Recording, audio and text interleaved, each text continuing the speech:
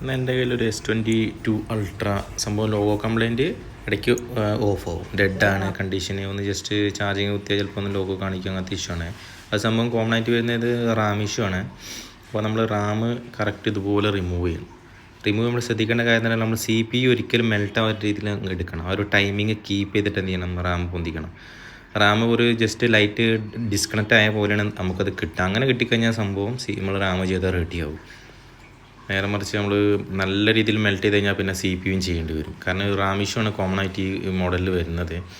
അപ്പോൾ ഇതുപോലെ റാമൊക്കെ എടുത്ത് നമ്മൾ നല്ല രീതിയിൽ വൃത്തിയായിട്ട് ക്ലീൻ ചെയ്ത് നല്ല റീബോളിങ് അല്ല, 1 ടൈം റീബോളിങ് കിട്ടിക്കഴിഞ്ഞാൽ നല്ല സക്സസ് ആയിരിക്കും. കാരണം ഈ ബോളുകളൊക്കെ താഴെ ടച്ച് ചെയ്യാത്തൊക്കെ കുറച്ച് പ്രോബ്ലംസ് വരും. അപ്പോൾ ഇതുപോലെ എന്ത് ചെയ്യുക, നല്ല വൃത്തിയിൽ PPD അപ്ലൈ ചെയ്തതിന് ശേഷം ഒന്ന് ഇതുപോലെ നല്ല രീതിയിൽ റീബോൾ ചെയ്യുക. റീബോൾ ചെയ്യുമ്പോൾ ശ്രദ്ധിക്കേണ്ട, നല്ല PPD യൂസ് ചെയ്യാൻ ശ്രമിക്കുക.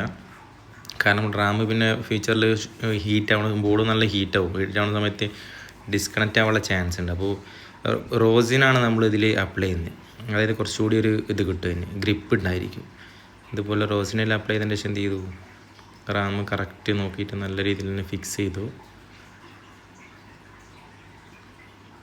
അതിനുശേഷം നമ്മൾ മദർ ബോർഡ് ഒന്ന് ഓണാക്കി നോക്കാം. ഇതുപോലെ കറക്റ്റ് ഒന്ന് കൂളായതിനു ശേഷം ഒന്ന് ഓണാക്കി നോക്കാം. മദർ പ്രഷറിൻ്റെ കേബിൾ വെച്ചിട്ട് നമുക്ക് പ്ലസും മൈനസും വെച്ചിട്ട് നമുക്കിതിനെ ഓണാക്കാൻ കഴിയും. ഇതുപോലെ സംഭവം ഇപ്പോൾ ഓണായിട്ടുണ്ട് കറക്റ്റ്. അപ്പോൾ ഇതുപോലത്തെ എന്തെങ്കിലുമൊക്കെ വർക്കുകളുണ്ടെങ്കിൽ നമ്മളായിട്ട് കോൺടാക്ട് ചെയ്യാം കേട്ടോ, പ്രീമിയം മോഡൽസ്. സംഭവം ഇതുപോലെ ഓണായി വന്നപ്പോൾ അപ്പോൾ നമ്മളെ ചാനലൊന്ന് ഫോളോ ചെയ്യുക. എനിക്ക് യൂട്യൂബ് ചാനൽ അതിലൊന്ന് പോയിട്ട് അതൊന്ന് സബ്സ്ക്രൈബ് ചെയ്യുക.